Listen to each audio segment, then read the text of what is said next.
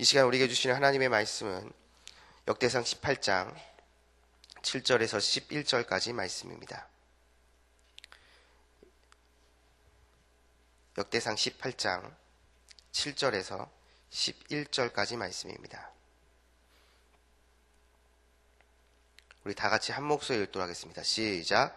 다윗이 하다레셀의 신하들이 가진 금 방패를 빼앗아 예루살렘으로 가져오고 또 하다레셀의 성읍 디브아과 군에서 심히 많은 놋을 빼앗았더니 솔로몬이 그것으로 놋대야와 기둥과 놋그릇들을 만들었더라.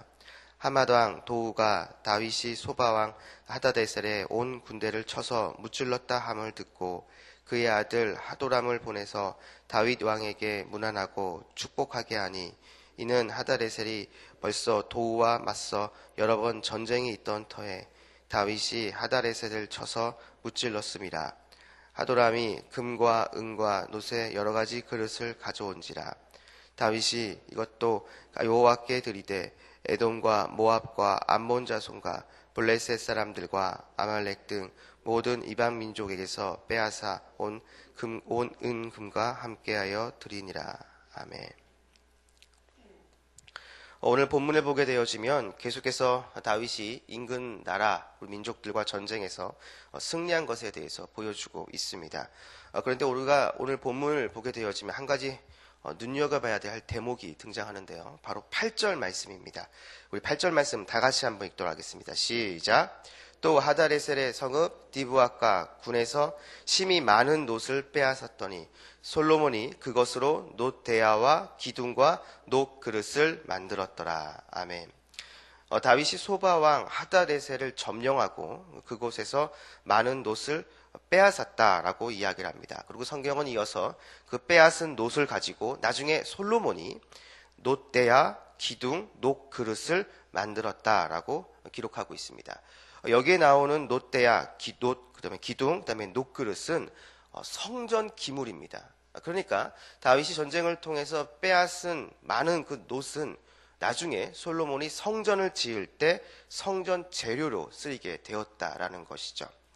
다윗은 자신이 성전을 지으려고 했습니다. 그런데 하나님이 그것을 거부하시고 자기 아들 솔로몬이 자기가 지으려고 했던 성전을 짓게 되는 것, 바로 그것이 하나님의 뜻이라는 것을 알게 되었죠. 그 하나님의 뜻을 알게 되어지자 다윗은 그것이 하나님의 뜻이구나. 내 아들 솔로몬이 성전을 짓게 되었는구나. 그것을 알고 그냥 가만히 있었던 것이 아니라 다윗은 자기 아들 솔로몬이 성전을 지을 때 보다 잘 지을 수 있도록 성전을 지을 재료, 물품들을 준비하는 그러한 삶을 살았다라는 것입니다. 이러한 내용은 바로 10절, 11절에도 그대로 드러나는데요. 우리 좀 본문이 길지만 10절, 11절 우리 다 같이 한번 읽겠습니다. 시작. 다윗 왕에게 문안하고 축복하게 하니 이는 하다레셀이 벌써 도우와 맞서 여러 번 전쟁이 있던 터에 다윗이 하다레셀을 쳐서 무찔렀습니다. 하도람이 금과 은과 놋의 여러 가지 그릇을 가져온지라. 다윗 왕이 그것도 여호와께 드리되 에돔과 모압과 암몬 자손과 블레셋 사람들과 아말렉 등 모든 이방 민족에게서 빼앗아 금과 함께하여 드리니라. 자, 주변 나라에서 보내온 금과 은, 놋, 그리고 전쟁에서 승리해서 빼앗은 은과 금을 다윗은 하나님께 드렸다라고 나옵니다. 여기서 하나님께 드렸다라는 것은 바로 성전에 쓰일 그 재료로서, 그 물품으로서 하나님께 봉헌했다라는 것이죠. 그러니까 우리가 오늘 본문 말씀에서 볼 수 있는 다윗을 한마디로 정의하라라고 한다면 이렇게 정의할 수 있을 것 같습니다.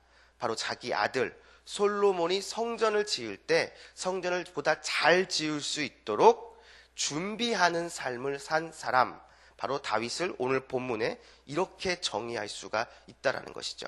바로 하나님은 바로 다윗의 이러한 준비를 받으시고 그의 아들 솔로몬이 성전을 잘 지을 수 있도록 하나님께서 인도하셨다라는 것입니다. 저는 오늘 본문 말씀의 이 내용을 한번 이렇게 정의하고 적용하고 싶습니다. 우리 역시도 자녀들을 위해서 준비하는 삶을 살아야 된다는 것이죠.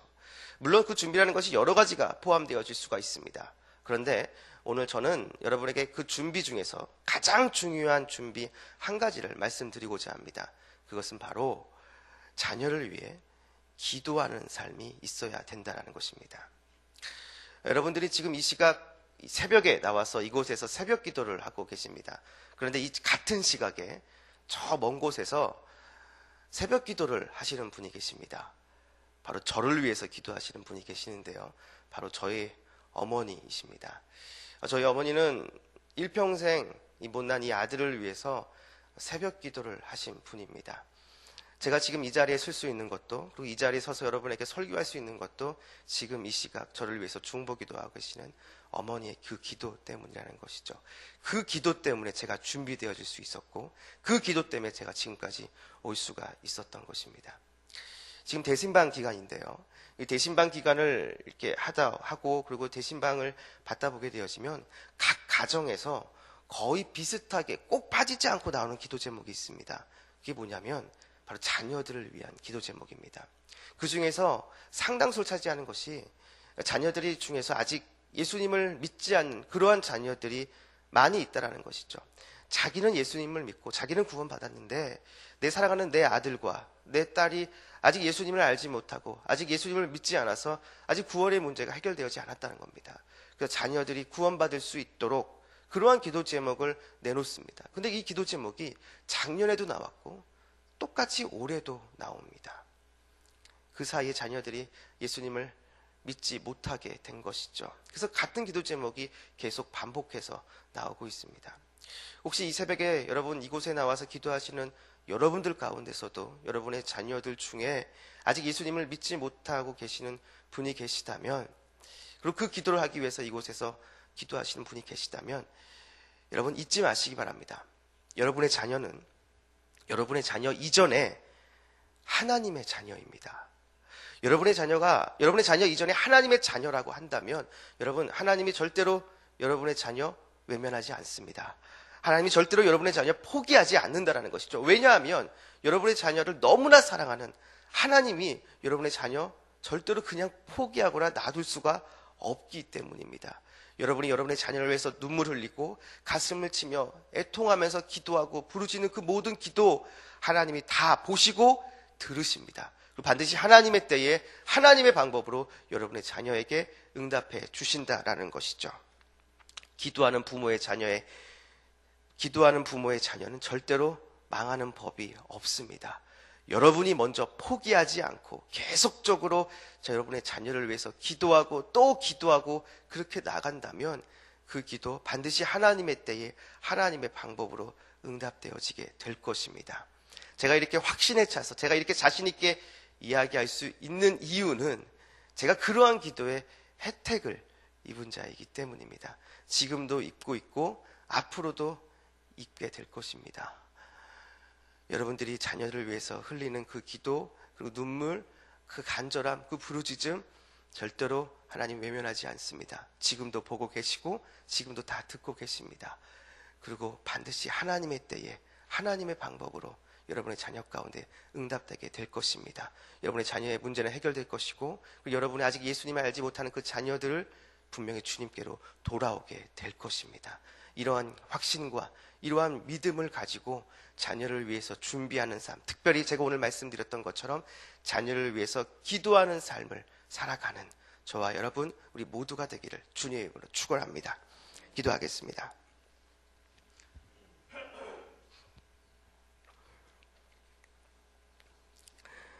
사랑이 많으신 아버지 하나님, 오늘 이 새벽에도 사랑하는 자녀를 위해서 눈물 흘리며 안타까워하며 기도하는 성도님들의 기도가 있습니다. 그 기도를 주님 절대로 외면하지 말아주시고 우리 모든 성도님들의 자녀를 다 품어주시고 안아주셔서 하나님의 은혜와 하나님의 축복과 하나님의 자비가 우리 성도님들의 가정과 그리고 자녀들 가운데 충만하게 임할 수 있도록 주님 역사하여 주시옵소서. 감사드리며 예수님의 이름으로 기도했습니다. 아멘. 오늘 공동기도문은 말씀 삶 공동체입니다. 말씀과 삶이 어우러져야 참된 부흥이 일어나는 것을 믿습니다. 우리 허물과 연약함을 겸허하게 고백하며 말씀을 사모합니다. 진리의 말씀, 성경에 약속된 하나님의 부흥을 기다립니다.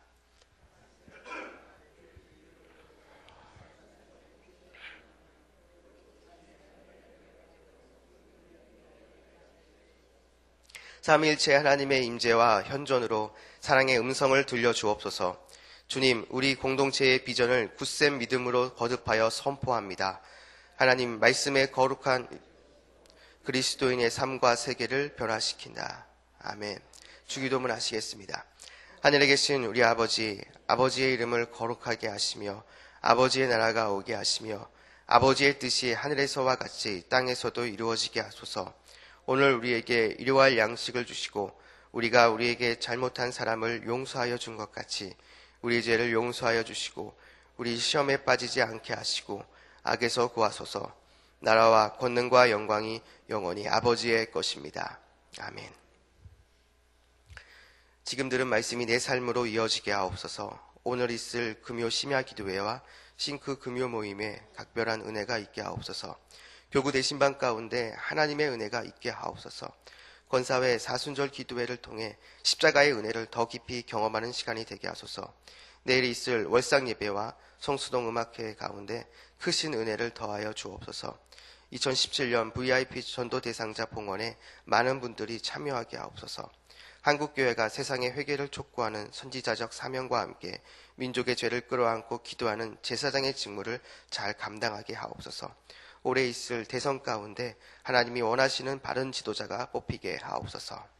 이 공동기도 제목과 여러분 이 새벽에 가지고 나온 개인의 기도 제목을 놓고 기도하신 후에 우리 자유롭게 돌아가도록 하겠습니다. 기도하겠습니다.